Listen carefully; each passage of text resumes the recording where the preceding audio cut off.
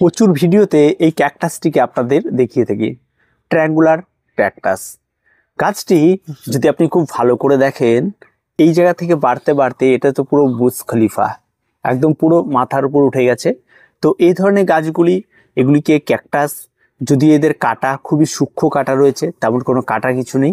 তবে এই ধরনের গাছগুলি কিন্তু একজন নতুন বাগানে যদি ক্যাকটাস শুরু করতে চান, তাহলে এই ধরনের ক্যাকটাসগুলি দিয়ে শুরু করতে পারেন।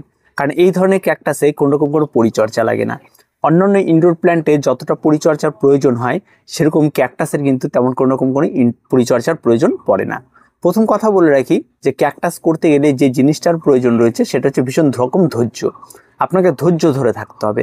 ক্যাকটাসকে আমি রাতারাতি বড় করে দেবো এমনটা কিন্তু কখনো হয় না। একটা ক্যাকটাসকে লাগিয়ে রাখতে হলে অন্তত বছরের পর বছর গিয়ে বেশ সুন্দর হয়। গাছটির বয়স 2 বছর হলো, তবে এই ভ্যারাইটিটি ট্রায়াঙ্গেল ক্যাকটাসের গ্রোথ কিন্তু খুব ভালো হয়। তবে প্রত্যেকে করতে পারবেন। আর কি পরিচর্যা করবেন, সবার প্রথমেই চলে আসে এক ধাক্কায় মাটির মিশ্রণে। মাটির মিশ্রণটা একদম প্লেন মাটির মিশ্রণ নেবেন, একদম 50% বালি নেবেন, 50% পাতা পচা নেবেন। এই দুটো দিয়ে মাটির মিশ্রণ তৈরি করুন। আর এই মিশ্রণ তৈরি করার পরে আপনার গাছটিকে বসিয়ে দিন। গাছটি কোথায় পাবেন? যে কোনো নার্সারিতে চলে যান, গাছ পেয়ে যাবেন, বা এই সমস্ত গাছের যে কোনো ডালকে কেটে বসিয়ে দিলেই গাছ তৈরি হয়ে যায়। যেহেতু গাছটি খুব ইজি, কাটিং থেকেই তৈরি হয় এবং খুব সহজভাবেই তৈরি হয়, তাই গাছের তেমন কোনো রকম কোনো দাম হওয়ার কথা না। কিন্তু যেহেতু গাছটি খুব কম লোক লাগায়, তার জন্য নার্সারিতে ক্যাকটাস বলতে এখন আমাদের এখানে মোটামুটিভাবে একটা ভয় কাজ করে যে চলবে কি না। তার জন্য ক্যাকটাসগুলি আনা হয় না। মূলত কিনতে গেলে 100 থেকে 150 টাকা আপনার দাম পড়ে যাবে যদি কেউ করতে চান।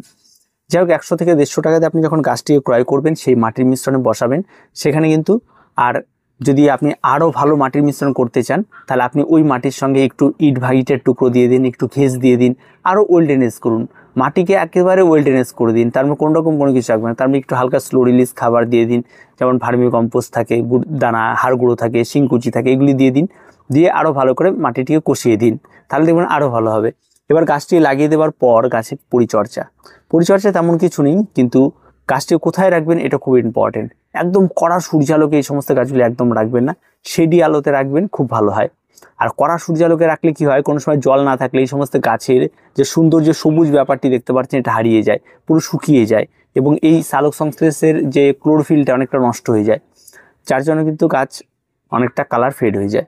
আর যদি হালকা রোদ হালকা ছায়াতে থাকে, তাহলে এই গাছগুলি বেশ সুন্দর হয় এবং দেখতে অনেকটা বেশ ভালো হয়। আর চট করে কিন্তু এদের কালারটা নষ্ট হয় না, দীর্ঘদিন ভালো থাকে, আর গাছ কন্টিনিউ বড় হতেই থাকে। এবার আসছে পরবর্তী পরিচর্যা, যে গাছের জল দেওয়াটা ভীষণ ইম্পর্টেন্ট। এই সমস্ত গাছে জল দিতে গেলে একদম প্রতিদিন জল দিব, তাহলে গাছ ভুগে যাবে।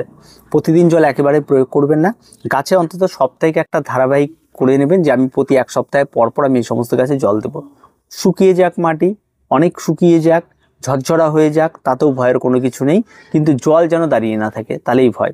তাই সাপ্তাহিকভাবে আপনি একদিন গাছে জল দিতে পারেন অল্প করে, আবার মাটিটিকে ভিজিয়ে দিলেন আবার 7 দিন। যদি দেখা যায় কোনো কারণবশত যে না, মাটিটি শুকিয়ে যায়নি, মাটিটি ভেজে আছে, তাহলে কিন্তু সেদিন আপনাকে জল দেওয়া বন্ধ রাখতে হবে। এটুকুই জাস্ট রুলস, আর তেমন কোনো রুলস নেই। ফার্টিলাইজার, এই সমস্ত গাছগুলিতে প্রতিনিয়ত গাছের গোড়ায় ফার্টিলাইজার ব্যবহার করতে হবে এমনটা নয়। যদি আপনার বাড়িতে থাকে রাসায়নিক খাবার NPK 1261 আর 20-20-20, এটা আমি যখন সমস্ত গাছে স্প্রে করি, এই সমস্ত গাছগুলিতে স্প্রে করে দিই, এটুকুই খাবার। আর গাছের গোড়ায় তো জায়গায় নেই যে আমি খাবার দেবো। এখন এটাকেও রিপোর্ট করতে হবে, কোনো একদিন এখান থেকে বের করে নিতে হবে। এটাকে রিপোর্ট করা কিন্তু অনেকটাই কঠিন ব্যাপার, এবং একে আরও একটু বড় পট দিলে আরও সুন্দর হবে। তো অবশ্যই বড় পট দেবো পরবর্তীতে। আর এই পটের মধ্যে আবার অন্য একটা গাছ লাগিয়ে দেবো। এবার এখন রিপোর্ট করাটা কিন্তু অবশ্যই একটা খুব কঠিন কাজ। এই সমস্ত গাছগুলো রিপোর্টের সময় অবশ্যই আমি ভিডিও করব, যে কতটা কঠিন সেটা আপনাদের দেখাবো। এই সমস্ত গাছগুলো রিপোর্ট করা প্রচুর ভেঙে যায়, ঠিক আছে? এই ব্যাপারগুলি যাতে না ভাঙে খুব সাবধানতার সঙ্গেই করব, সেটা দেখাবো। আর পরিচর্যা বলতে পোকার আক্রমণ তেমন কোনো কিছু নেই, তবে বর্ষাকালে আসলে এই সমস্ত গাছে ফাঙ্গাল আক্রমণটা ভীষণ রকমভাবে ধরে। ব্লাইটক্সটা রাখবেন ঘরে, মাঝে মধ্যে স্প্রে করে দেবেন, কারণ এর ভেতরগুলোতে কিন্তু দেখে মনে হচ্ছে একদম মানে ভিড় হয়ে রয়েছে, তবে এর ভেতরেও কিন্তু বেশ সুন্দর ফাঁকা জায়গা থাকে, যেগুলির মধ্যে ফাঙ্গাল খুব সুন্দরভাবে বসবাস করতে পারে। তাই ফাঙ্গাল যাতে কোনোরকমভাবে বসবাস না করে, তার জন্য মাঝে মধ্যে আপনাকে অ্যান্টি ফাঙ্গাল এই সমস্ত গাছে কোনোরকম গুলিয়ে স্প্রে নয়, গুলিয়ে নিয়ে গাছের চারদিক দিয়ে ছিটিয়ে দেবেন, দেখবেন একদম ভেতর দিয়ে সব জায়গায় পৌঁছে যাবে এবং গোড়া পর্যন্ত পৌঁছে। যেদিন জল দেবেন গাছের গোড়া শুকিয়ে আসে, সেদিন এই কাজটা করবেন। তাহলে পুরো গাছটাকে স্নান করিয়ে দেবেন আর গোড়ায় দেবেন। আর স্প্রে করলে উপরে লাগবে, ভেতরে যাবেই না, যার ফলে কাজ কিন্তু হবে না। তাই এই কাজটা অবশ্যই আপনারা করবেন। আর তেমন কোনো কিছু নেই, পেস্টের আক্রমণ মোটেও ঘটবে না। এই সমস্ত গাছে পোকা আসবে কি কাটা খেতে, এখানে কোনো রকম কোনো পোকার আক্রমণ ঘটে না, তাই পোকার আক্রমণ থেকে নিশ্চিন্তে থাকুন, সেরকম কোনো রকম কোনো পোকার আক্রমণ ঘটবে না। আর গাছগুলি সবসময় যেটা থাকে একজন বাগানির, সেটা হচ্ছে মানে মনিটরিংটা অবশ্যই একটু মাঝে মধ্যে করবেন, দেখবেন। আর যদি চারা তৈরি করতে চান, যে কোনো একটা ডাল কেটে বসিয়ে দেবেন, খুব সহজে চারা তৈরি হয়। চারা ওই একই রকম মাটির মিশ্রণে বসিয়ে দেবেন, তাতে হয়ে যাবে। আর তেমন কোনো কিছু লাগে না। আর খুব সহজ পরিচর্যার গাছ, কিন্তু এর মতো সহজ পরিচর্যা কোনো গাছ হয় না। এই গাছে কিন্তু ফুল হয় না, এমনি বেশ সুন্দর গাছ। আর অনেক বড় হলে তো যে কোনো ক্যাকটাসেরই ফুল হয় বয়স হলে, তো সেটা এখনও এই ক্যাকটাসের ক্ষেত্রে আমার চোখে পড়েনি। আর আমার তো সবে বড় হচ্ছে, আর পরবর্তীতে আরও বড় হলে অবশ্যই আমি আপনাদের দেখাবো বিষয়গুলিকে।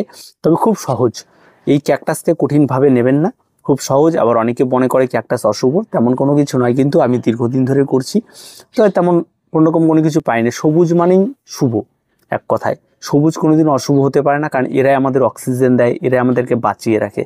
আর যারা বাঁচিয়ে রাখে তারা অশুভ হবে, এটা আমি মানি না।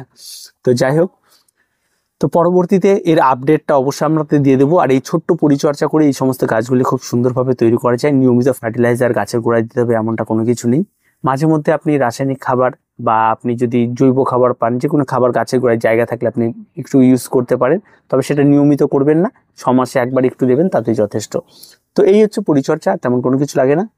তো আজকে এ পর্যন্তই, দেখা হচ্ছে পরবর্তী ভিডিওতে। যদি কারোর কোনো রকম কোনো সমস্যা থাকে এই গাছে কমেন্টে জানাবেন। যদি কেউ নতুন করে বসাতে চান, যদি আরও কিছু জানতে চান, তাহলে অবশ্যই কমেন্টে জানাবেন, আমরা সব অ্যান্সার আপনার দিয়ে দেবো। তো দেখা হচ্ছে পরবর্তী ভিডিওতে।